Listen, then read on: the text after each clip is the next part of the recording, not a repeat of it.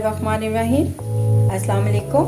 मैं अपने तमाम देखने और सुनने वालों को किंजा फूड लाउंज में खुशामदीद कहती हूँ। अगर आप मेरे चैनल पर नए हैं तो मेरे चैनल को सब्सक्राइब कर दें, लाइक कर दें और शेयर भी कर दें। तो आज मैं आप लोगों के साथ क्रिस्पी टेंडर पॉप्स की रेसिपी शेयर करने लगी हूँ। इसके लिए ले लेते हैं चिकन। तो जी स्टार्ट करते हैं चिकन को मैरिनेट करना। इसके लिए 1 टीस्पून मैंने लिया है लहसुन अदरक का पेस्ट।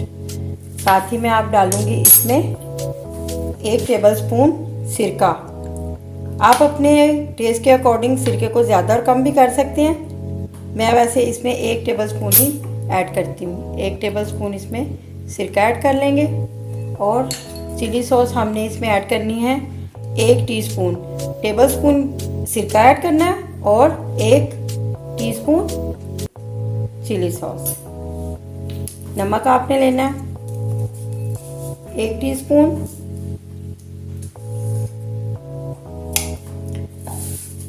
पीसी हुई लाल मिर्च भी 1 टीस्पून। इसे अच्छी तरह मिक्स कर देते हैं।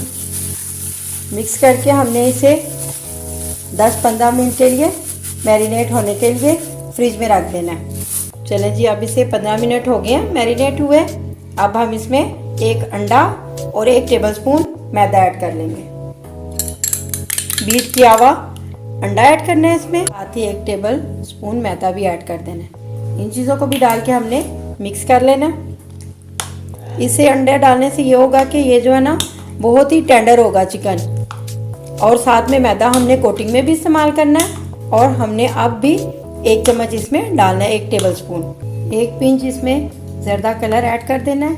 इससे इसका कलर बहुत ही अच्छा बनेगा। ये देखिए जी हमारी मैरिनेशन हो गई है। अब हम इसकी कोटिंग स्टार्ट कर देंगे। कोटिंग के लिए मैंने 2 टेबलस्पून मैदा ले लिया। स्पाइस इसमें मैंने डालने हैं 1/2 टीस्पून नमक और 1/2 टीस्पून पीसी हुई लाल मिर्च। इन्हें मैं मिक्स कर लेती हूँ। मिक्स करके फिर मैं इन्हें इसके साथ कोटिंग स्टार्ट कर दूँगी।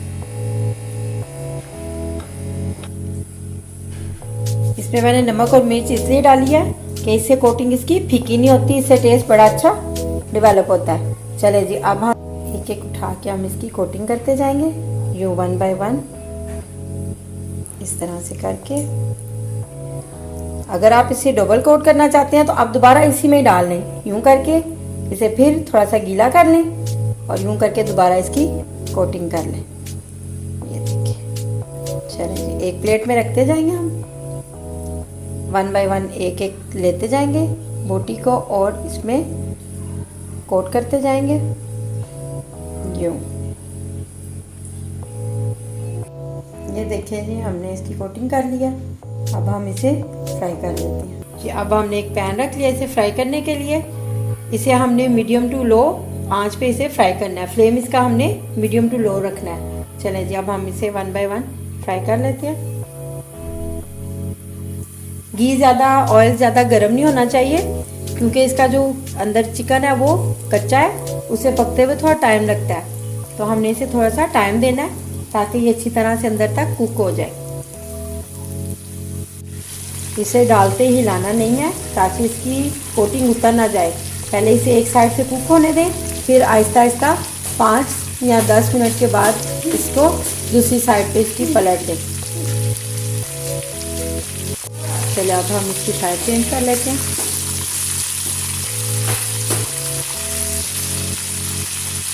चलिए ये देखिए जी इनका कलर अच्छा सा हो गया गोल्डन। अब हम इन्हें निकाल लेते हैं।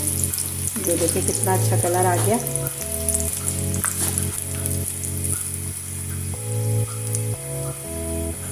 ये देखिए मज़ेदार टेंडर पॉप्स रेडी हैं।